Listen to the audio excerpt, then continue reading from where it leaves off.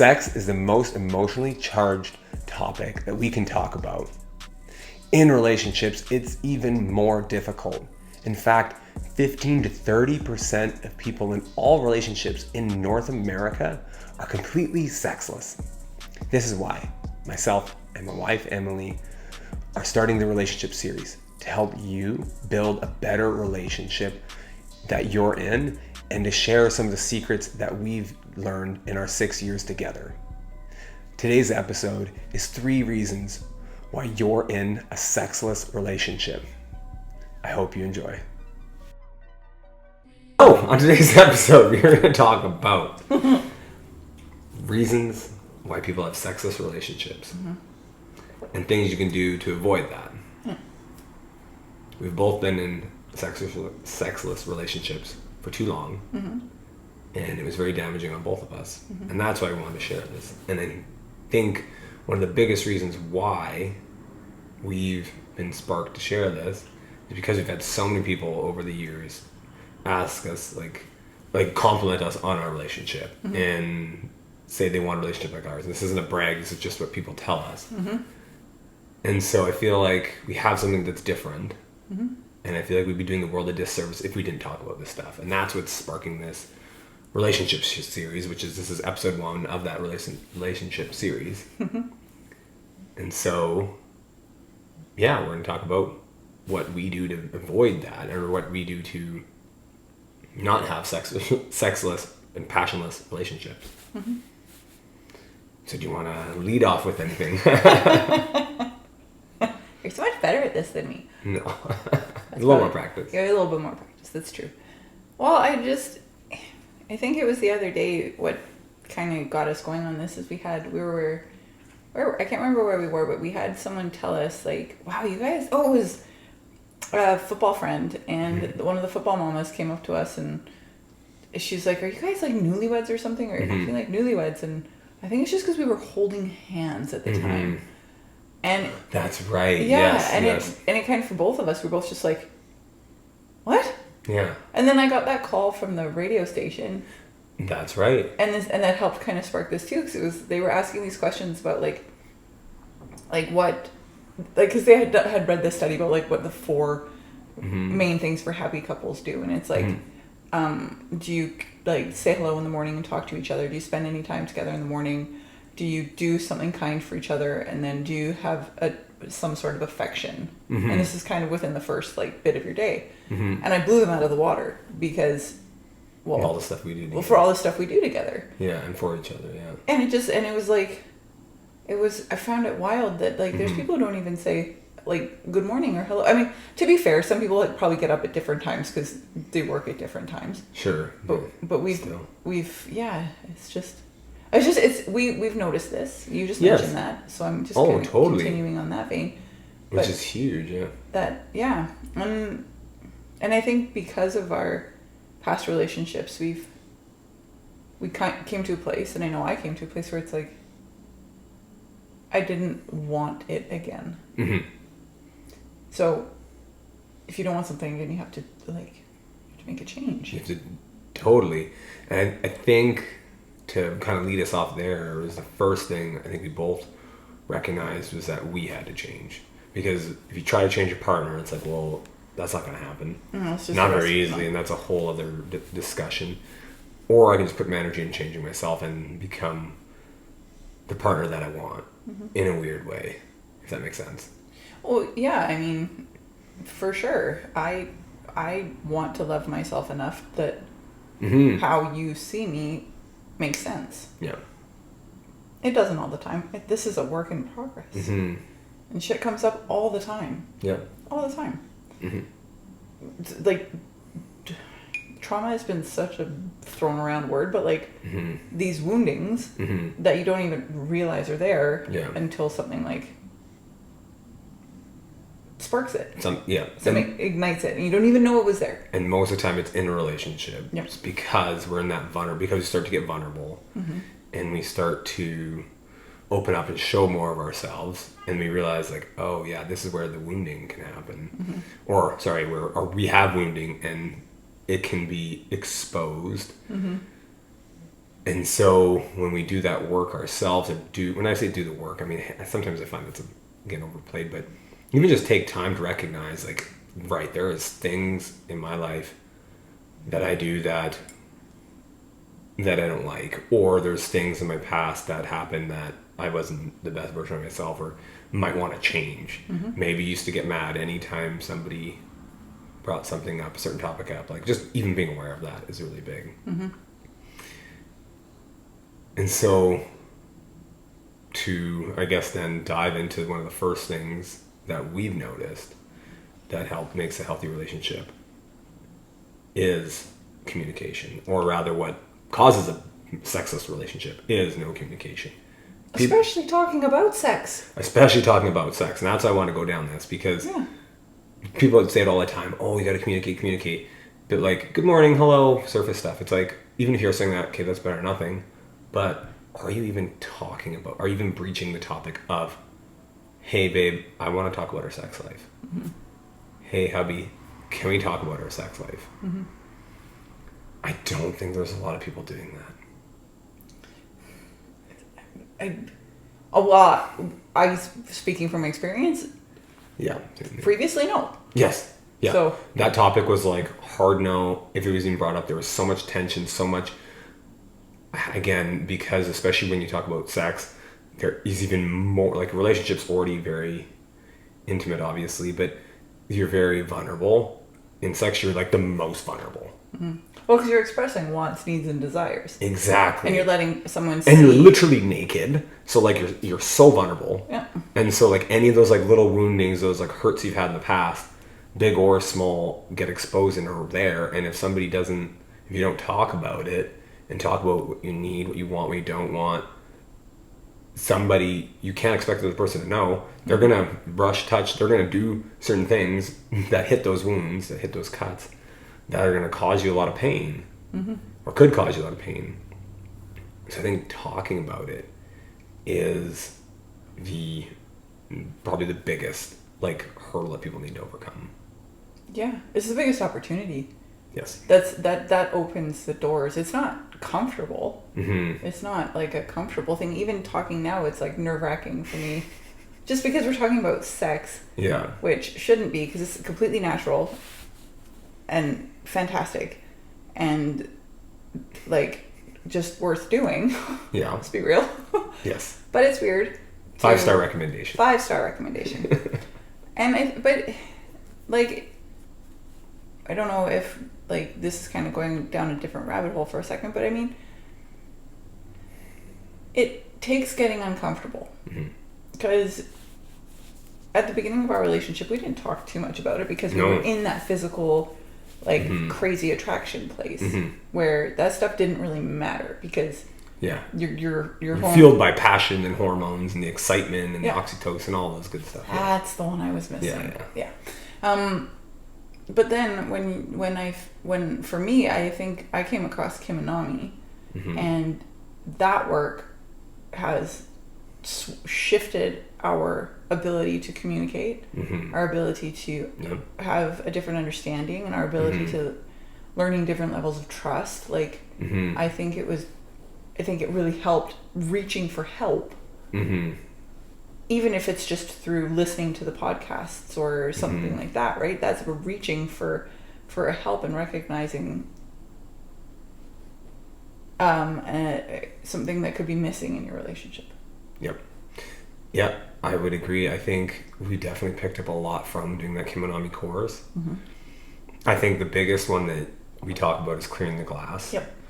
And the analogy she uses, I think is so brilliant. It's like you can imagine like you're looking through that. And for anybody listening, imagine you're looking through a glass window and you see your partner. There's mud, there's gunk, there's smear, all whatever, just random stuff of life that happens, stuff that shows up. When all those little things come up that we don't talk about and we don't bring up, we're just adding more onto that glass until we can't even see our partner. So we have to take time to clear the glass. Can be super uncomfortable, especially the first time. But that's where I always come back to like building my matrix, or building that pre-framing the conversation. Hey babe, I want to talk about our sex life. because it's super important to me. I know it's super important to you, and I want us to continue to have a great relationship and build our relationship together and not separate. And my goal is that we both walk away with this feeling really good and feeling really heard and understood. Yeah. Can we talk about not having enough sex or having too much or, you know, what we want or whatever, and then start it that way. Yeah. And I think that speaks to the masculine in a good way. For me, and when I'm in the feminine, sometimes I have to come to a place where I speak to you and I'll say, this is coming from my, like when we're clearing the glass in these sessions where we actually set aside time to do this. Sometimes it's impromptu, sometimes we actually like schedule it. And I'll say, this is me coming from not my highest place. This is me in my insecure place. This is me in my fears. Recognizing where I'm coming from when I tell you that's a big one. That your Instagram stories or whatever those things are, it's all these hot girls, and I'm like, this is my insecure place coming up saying that kind of sucks because I'm in a place where I'm not in my full trust ring. And so we just have to speak where we're speaking from. Like, am I speaking from my strength? And this is something that just, because then you know where I'm coming from. Or if I speak from this is not me at my highest place. This is me in my insecure place. You know where I'm coming from. Yeah. And I think that can help feel not as, because I know conversations especially when you're talking about these heavier subjects like sex and money and all these things, but you can feel attacked.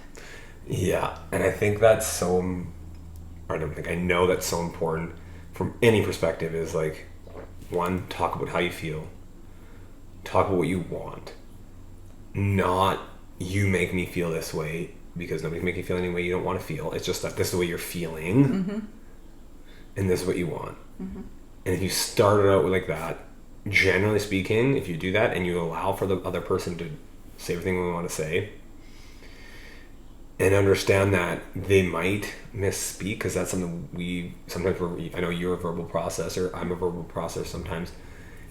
When you allow that person to like talk through it versus jumping on like the one thing that they said, it's gonna end a lot better versus if you don't do that. Oh yeah. So allowing them having that time to clear the glass, building that frame to have that conversation.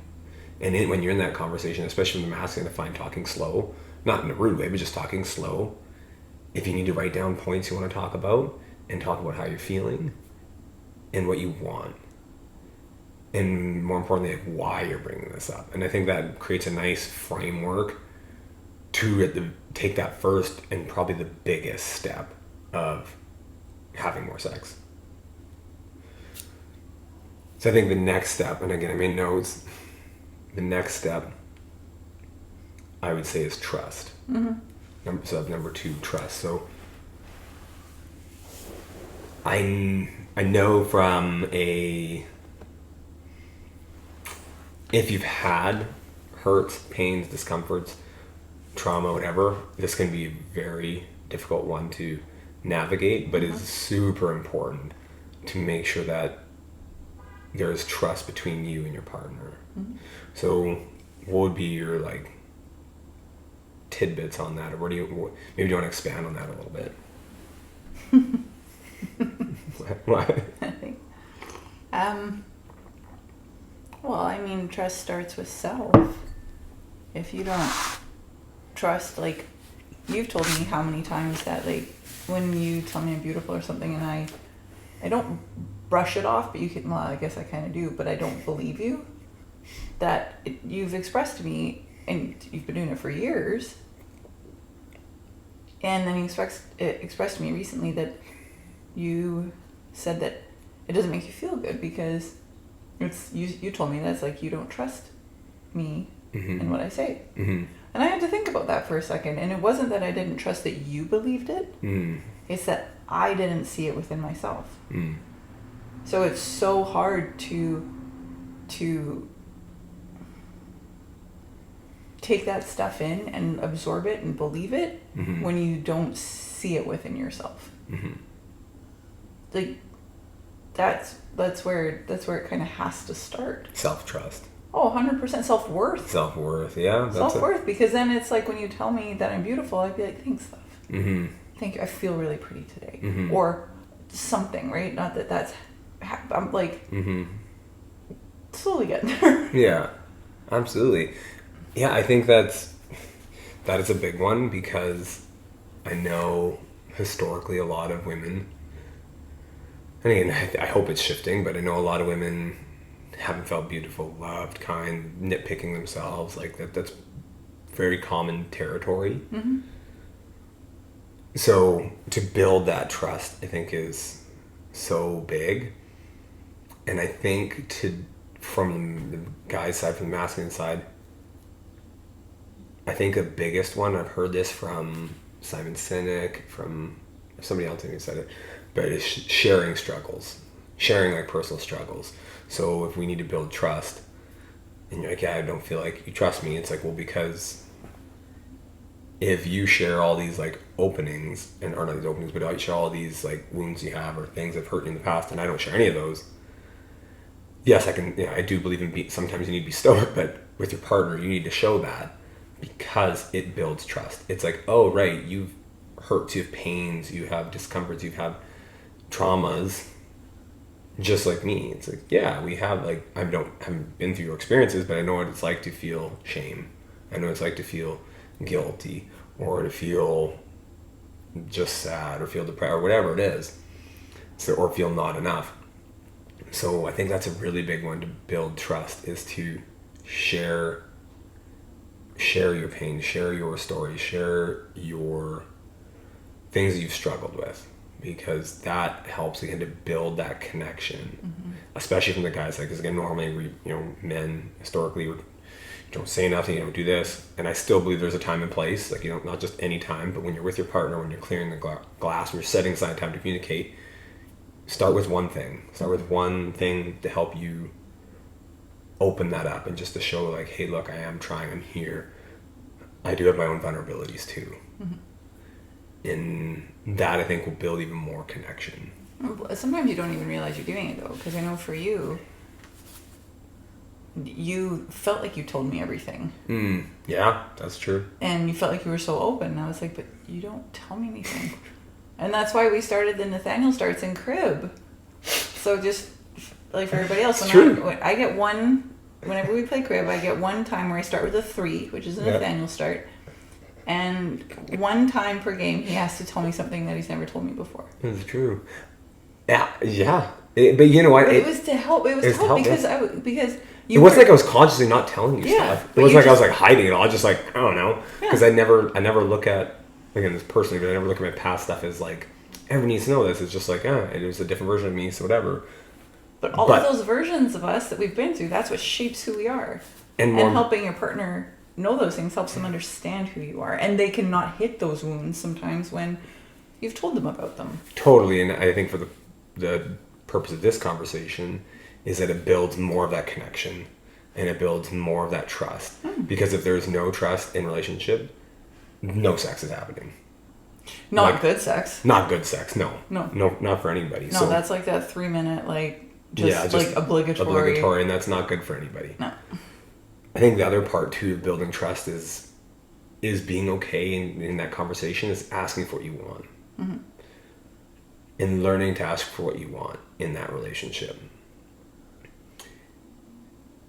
I think that not a lot of people do that. I think it's kind of because nobody teaches how to have sex. I mean, they talk about sex ed in school, but like, really? I got to put a condom on a banana. That's what I mean. Like you're like, sweet, like, how nobody teaches us how to like actually have like good sex, what that looks like. Well, they don't teach. No one talks about the depth of it. The depth of it, or even like what is available, and even like what we're taught as young girls. Like, for guys, not any better. They have their buddies or porn, and neither of those are good suggestions. So don't listen to either of them. So when you talk about it with your partner and go like, hey, I want to try this, I don't want to try this, like, that's really important. So when that moment comes up, like, really do your best to honor it. Do your best that, like, hey, I don't like it when you pull my hair. Good to know. Or I don't like it when you say this or say that, or whatever it is. Do your best to honor it. another part in this, again, building trust, and this is coming back to the communication side that I made a note here, was not to judge if you disagree. And that could be just a me thing. Maybe it's a guy thing. Maybe it's more people. But I feel like I can't be the only person that, like, if you disagree with somebody, immediately we want to go, oh, but they're not like me. We create separation, right? Because birds of a feather, right? We like things that like us. And so, oh, I disagree. I don't think we should do this. Instead of putting a barrier there and being like, oh, separation, it's like, okay, right? Like, they're allowed to disagree. How weird would it be if you both agreed on every topic ever? It'd be boring. It'd be super boring, and you'd be kind of like the same person. It'd be weird. So if you disagree, don't judge. Just let them just, okay, cool. Like, accept that they disagree and you disagree, and that's okay. Or when I say disagree, I mean, even if you feel differently or have a different point of view, because that's a previous thing. Oh, they thought like this, try to change your mind, do this, whatever. It's like, it's not, like, you're not building trust. Now it's like, again, if you said, hey, I don't want to have sex at night. And then, what do you mean you don't have sex at night? That's insane, blah, blah, blah. And I started to attack, now you're like, oh, I'm not going to tell them anything because, oh my God, I'm being attacked now. So, if you disagree, don't, or if you disagree with somebody, don't judge them. Just let them, like, it's okay. You don't have to change it. You can just accept that is what it is. And it can change later, just not right now. Yeah. You can get curious on it. Yeah. Like, and see, like, because there could be a reason. I know for women, and it's super sad, I don't actually know the statistics, but most women have experienced sexual abuse of some kind. I think it's like 2 out of 3 or 3 out of 4. Like, it's insane amount. Wild number, and some much more extreme than others. Like, there's obviously the range is big, but like most women have experienced sexual trauma or abuse in some way. Yeah. And so when the masculine in her life, like for me, when you don't attack, then I'm building that trust again, and it feels like I can speak, and I'm not speaking to wound, which I try to let you know as well. Like, there's levels to the communication, right? Sort of back to communication, but there's levels to it, and it shifts. Like, the way we speak now, this isn't how we spoke probably 3 years ago, 4 years ago. No. Right? I mean, we obviously would talk, but it's morphed and shifted, and you've had to have some clear lines with me.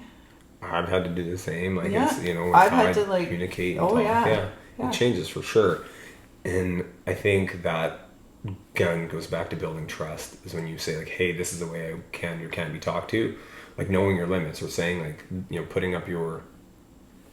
but like establishing a boundary. And a boundary, I've heard a really good definition, isn't something that the other person has to do. It's something that you're going to do. It's, if you don't, if you aren't able to let me talk, I'm just going to not be in this conversation. Right? And so those are really good, because now you're establishing that, like, right, I want this, so I need to make sure that when I'm talking, I'm not yelling at you, or I'm not getting angry, because then this isn't going to happen ever. Or if you're feeling angry, because a lot of the time we can sense, right? Like, I know when you're feeling like there's a strength of energy there where it's angst or something. Express that. I am feeling just really angry and frustrated, and I've had to tell that to you. Like, I'm feeling so angry right now, and I don't know why. I'm feeling so anxious right now, and I don't know why.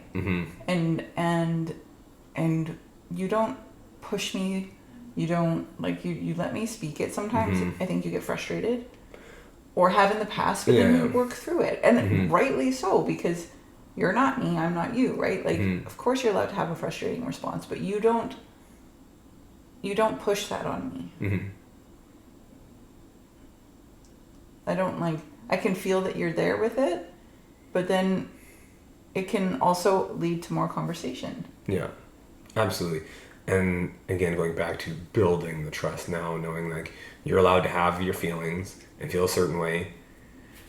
And if I try to argue or fight it or get mad, it's like, well, now we're putting division. Now we're separating, going to a third path. And it's a vice versa. If I'm feeling a certain way if you start to attack it, it's like, cool, now we're putting separation. Or just under the very least, just let them have it. And it's actually, the more we do it, the easier it is to just be like, oh, you're upset because of this, and you're like, okay. I'm not dismissive. I'm just like, oh, okay, like curious, and just leave it. Which I think for men sometimes be tough because we're trying to want to fix it. So sometimes the best thing is just to recognize it and just leave it. I think the third thing that causes no sex in relationships is lack of passion. I think passion comes from energy. And I would say there's a few ways to like spark that, or things that we've seen and done that made a big difference. So one, I'd say energy being like physical energy, like if both of you in your relationship don't have the energy, physical energy to like have sex, you got to do something about that. You need to be exercising, you need to be walking, you need to be doing some sort of physical activity. Preferably together. That was my next thing to say. I was like, do it together. Because that does create that. Because there is something very, and again, it builds trust, very attractive when I see you lifting weights. And because I'm like, wow, like she's here and like putting in the work. Or I see your body and I'm watching you move and you're doing squats in the gym right behind you. I'm like, this is amazing. You got to look at your ass the whole time. Right? Like it builds that sexual energy. It builds that passion. And so being around your partner, watching them move, doing stuff like that, I know it sounds random, but that's something we've been working out together since we've been dating. And I think that's a big part of our passion, is because I get to see you move. I get to see your legs. I get to see your arms. And I get to look when you do back stuff. I'm looking at your back. I'm like, man, I'm just got a sexy back. I get to see all that all the time and being exposed to it all the time. 100%. You look freaking great when we work out. Right? Yeah. So I think that's a really big one. And I think that had to be the first place I suggest anybody starting. Start by just exercising together. I think when you start doing that, especially as a man, I think that helps to unlock more of your masculine energy, because masculine energy is doing. It's strength. It is being able to be a defender, a protector. And if you don't have that physical strength, you're not going to feel that same way. Right? And so I think that's a huge part of it. And when you start ramping up that masculine energy, it's going to create passion, because opposites attract, masculine, feminine, right? The more masculine somebody is, and I mean true masculine, not false masculine where, guys are assholes and whatever. I'm like true masculine.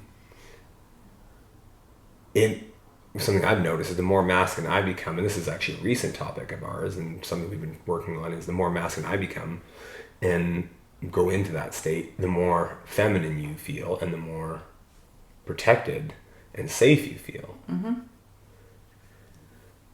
So how would you suggest, I guess, somebody to get into that feminine state to help spark that passion?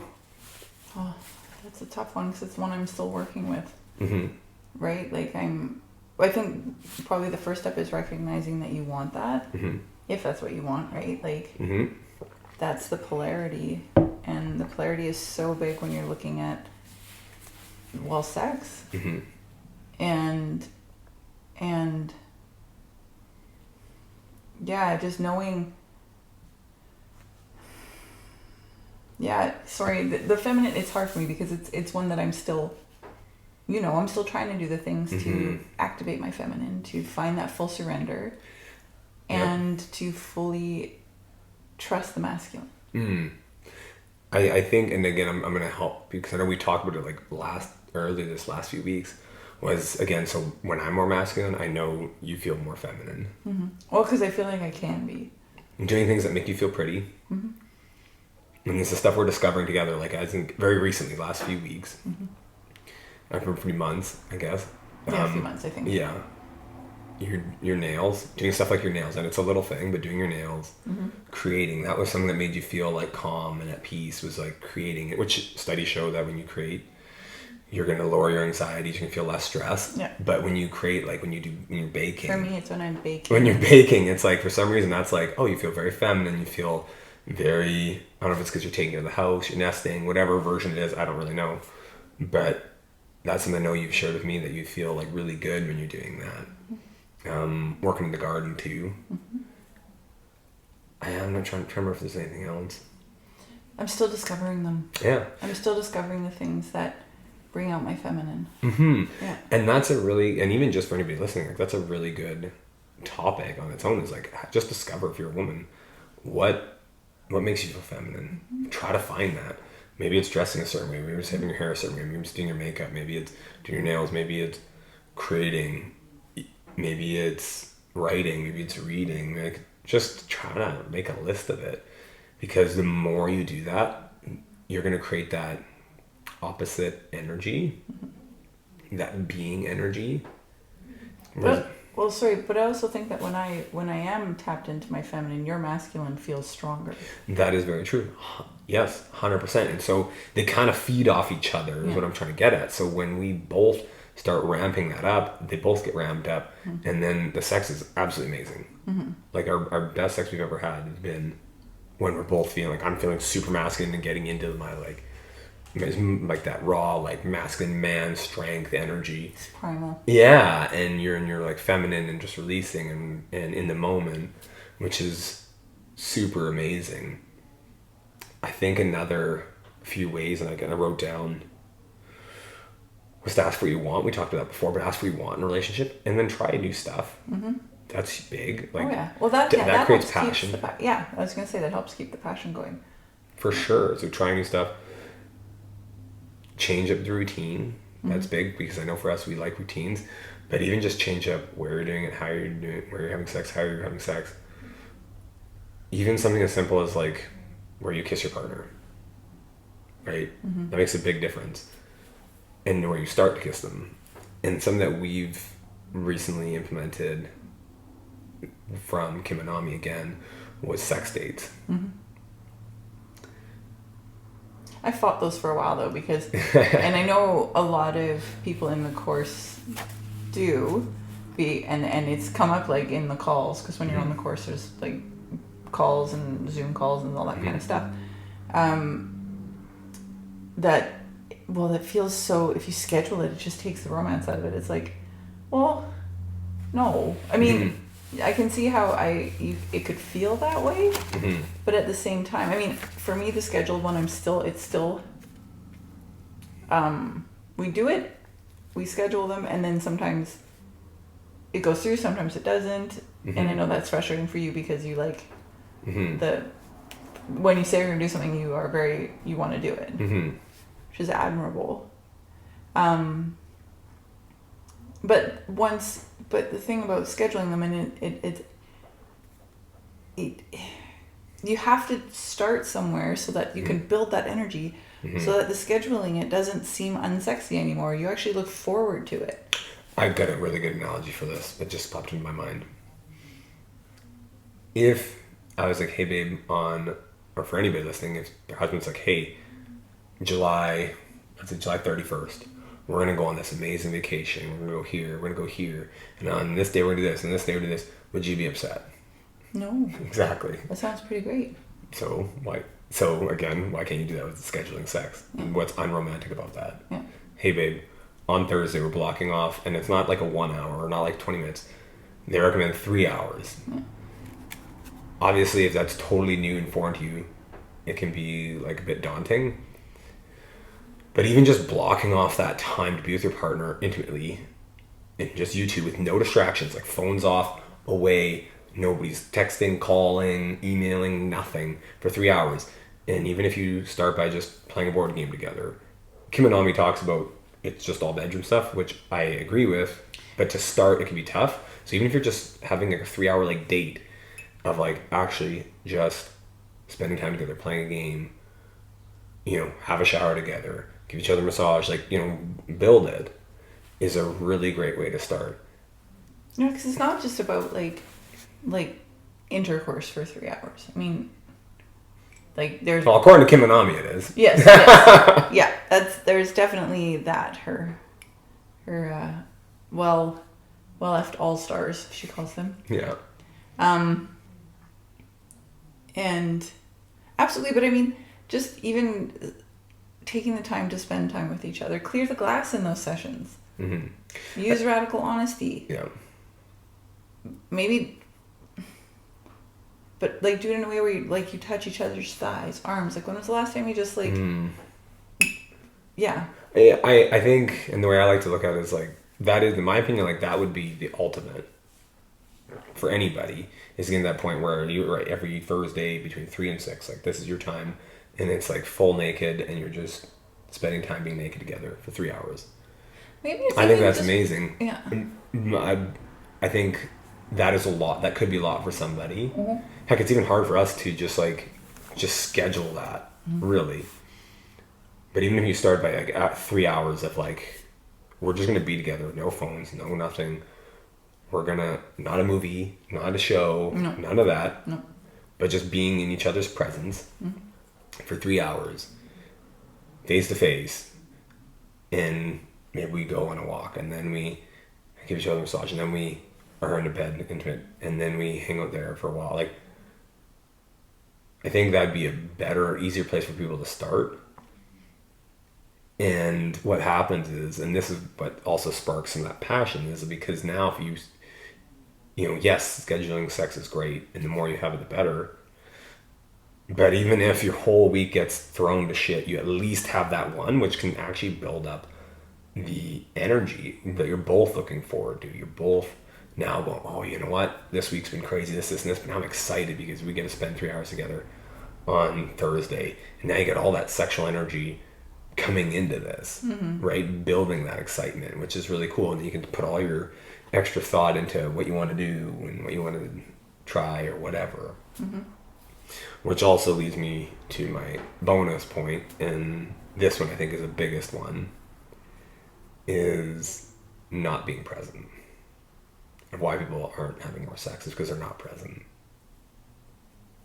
Like checked out of the relationship, or checked out of themselves, or any of the versions. I would say from like the very simple standpoint is like just not there in that moment. So for example, we're sitting here having dinner. If we're sitting here having dinner, they're on their phone. It's like you're not there. No. Oh, but yeah, you're talking, but you're not actually there. Checked out the relationship. You made a good point. That's even like, that's I guess the further end of the the furthest end. But even just being present in that moment, those little moments like going for a walk, like are you actually there talking to your partner, or are you just kind of daydreaming and thinking about some other nonsense? So what are some stuff that you would recommend to help you stay present? oh golly, I don't know. I'm recognizing it. I'm really not here right now. Yeah, that's actually, you do it quite often. Like, not quite often, that sounds bad. You have said that before, though, and I remember this time. You've said it before, like, hey, I'm not here. And it's like, okay, like, cool. That's, like, if someone's not present, there's no point of forcing a situation on them, or trying to, you start making out and trying to escalate things. It's like, no, it just doesn't make any sense. No, and I've said that too a few times. Like, I'm not here right now. Like, this is, and because to me, it's a disservice. Yes. 100%. And I don't want to be performative. We've talked about that. Like, neither of us want that performative. Yeah. And being like where you have to you're just having to put on a show for the other person. Where you're, oh, I better do this because we're having sex. Yeah. Versus just recognizing where you're at. Yeah. And a lot of the times, what can happen then when you honor how I'm feeling in that way, and we shift the energy for a bit, a lot of the time we end up back there. Yep. That's a really good point. So that's a good point. Is like recognizing that you're not present, and then a lot of times like, hey, what would make you? We've talked about before. Like, what would make you feel present? Sometimes we'll stop and do like a meditation. Sometimes it's breath work. Sometimes it's like actually just more often than not is like, hey, I'll just give you a back massage for like 20-30 minutes, and to like let you like decompress and like let all your thoughts kind of go through. But we've even had it where we're up and out of the room, and we go and try to be intimate. We're naked, and then we leave because we're like, well, it's okay. We're it's not happening, and that's okay. And then sometimes we end up back in there, and sometimes we don't. And but we always continue to talk about it. Yeah, I think that's the biggest thing, and not talk about it and talk away the feeling. And to go back to being present is to not checking out and going, and this is the toughest part for me, at least personally, is like not building stories in our head. Because that's old, again, I think that's old back to pattern. old wounding and old Add patterning. wound, totally, even for both of us. It's like if I not going, oh, well, they don't think this way, and start telling ourselves these stories, these negative stories. So if you are finding yourself you're doing that, is the best thing you can do is just to go back to your partner and just say, hey, like, I just need to tell you this because this is what's going on. I'm having these weird thoughts going on in my head, and I know they're not true, but I just need to tell you them. And sometimes your partner might not even know they do a certain thing. Yeah. Like when we first started dating, this kind of goes backwards a little bit, but when we would hold hands and we walked, like you would drop my hand. He would, like, you'd wiggle your fingers. Yeah. Because we'd be intertwined and you'd wiggle them until my hands were dropped. Yeah. And I was like, oh, he just doesn't like holding hands. Okay. And I was like, whatever. And it just kept happening. And then one day I asked you, I'm like, how come you're always dropping my hands? You're like, I am? Like, you didn't know. I had no idea. You had no idea. And it's funny because I always wanted to hold hands with my partner or my wife at the time. And yeah, I had no idea because it never happened previously. Yeah. So I was so not used to that experience that my body, like literally my whole brain was like checked out of that moment. And again, that's funny because it ties back into going, to not being present. In those moments, I wasn't truly present because I would be aware of like, oh, holding your hand, I like this. This feels really good. Yeah. So noticing those little things is the way to be present. But it's just funny how when we got to communication, we don't communicate that, or there's an opportunity to communicate that, and then again to build trust. So I guess really it becomes like a wheel. Oh yeah. It's kind of like a wheel that, like, when you spin one, like the next natural thing, when you communicate, the next natural thing to do is it'll build trust. And when you start to build trust and you start to ask Build where that you want, energy and then it builds that energy, that passion, Yeah. right? Which then allows you to be more when you're passionate. You think about any time you're feeling really passionate, you're present. usually pretty present. You're pretty present, right? And when you're present, then you can notice more and then communicate that. So. Yeah. So to recap, for anybody that is in that sexless relationship, Which is not normal, by the way. it's not normal. It is not normal. It's being a normalized and it's not normal. No, it's too much. You hear old ball and chain, sexless marriage, like all this stuff. It's like Happy it's wife, not. happy life. That's one of my least favorites. I know that's a whole other topic we need to know. discuss. I know. It's true. I agree with you. Yeah. But again, to have sex in your relationship, we both agree is you must communicate. You gotta talk about it. Talk Talk about about sex. it. Talk about sex. Not to talk to each other, but talk about sex. Set that frame. Gotta build trust. Build trust in little ways, micro ways. When you say you're gonna do something, you do it. Right? Yeah, and for the feminine, that's huge. Actually, when a man says he's going to do something and doesn't, that breaks the trust. And that's something actually I should have touched on more, but that's something I noticed. I started doing more and more of like, those like little things around the house. And you're like, can you do this? It was more of like, I want to get it done too, but then I noticed, it definitely goes a long way. And I don't want to have to do that thing. It's like, I want to be the one to do it because I'm the man. I want to be the man. And I want to I'm the doer, right? And that's the masculine energy, is the doing. And so, that builds more trust. And even the little things, if you're going to be home around 5, be home around 5. Don't show up at 6 and be like, meh, I forgot. It doesn't build trust. It's a quick way to add more separation. Passion, for sure. Talk about that. Is there anything, other little bits on there you want to add on passion? So you gotta want more of it too. Yeah, that's a really good point. Is like, do you actually want having that honest conversation with yourself? And if you don't want more passion, why? Because last I checked, most people want passionate sex. Most people want passion, and and if you're not getting it, or if you're not wanting it, odds are you filling it with something else. Maybe with another relationship, which that's a whole other discussion, or maybe it's you're putting all that energy into things that don't really matter, like your kids' sports, and you're so passionate about your kids' sports, but you have no relationship with your husband, or you're so passionate about your work, which is great, but you have no relationship with your husband at all. But you say you have a husband, you love each other. It's like, it's false, right? So build that passion. And then again, the last one, being present. So big. Be present. Put the phone away. That's like the number one. Put the phone away. Oh, you know me. Yeah. Emily can never find it, so... I don't never know where it is, and I don't care. Yeah. Put the phone away. Shut off the ringer. Put it in one spot. And when you're together, be together. Mm-hmm. And if you need to take a phone call, hey babe, I need to take this phone call. Or if I just need to text somebody. Like, put a barrier there. Like, hey, can I put a pause on this? We're playing crib. We play a crib all the time. I'm playing crib right now. Can we pause this for a minute? I actually have to do this thing really quickly, and it's actually quite important. Mm-hmm. And then it's like, oh, okay, that makes sense. And then when I'm done, phone away, and we're back to this. So I'm present on both, and both get better results. And I just want to say, because this is a roller coaster, up and down, sideways, hang around, upside down. It's a wild roller coaster. It's a wild roller coaster because there has been tears, like, oh yeah, tons of tears, tons of sobbing, yeah, and release and healing, and all of this through that cycle you just explained. Mm-hmm. So I just wanted to say that it's not this. It's not a linear, moment of like. No. But no, there's wounding and pain for a reason, and to clear it, you have to get it out of your body, and that is a lot of the time through tears, through screaming, through being angry, and just releasing that emotion, releasing that energy.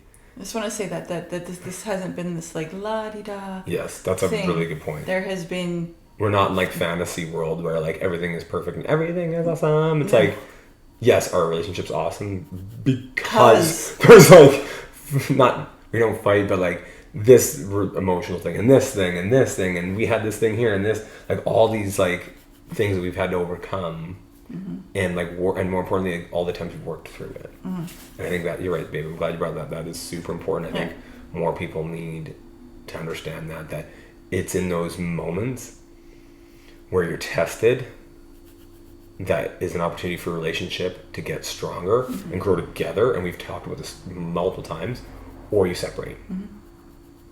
And every time you conquer one of those, and every time we conquer one of those like moments, big or small, it's like more of us growing closer together versus where most people do is they separate until, like we were both previously, 10 years down the road, 8 years, 9 years down the road, you're like two totally different people and you're just roommates. And so that's why we've started this episode and why we're doing this series, this relationship series. So I hope you listen to the rest of them, and thank you everybody for being here.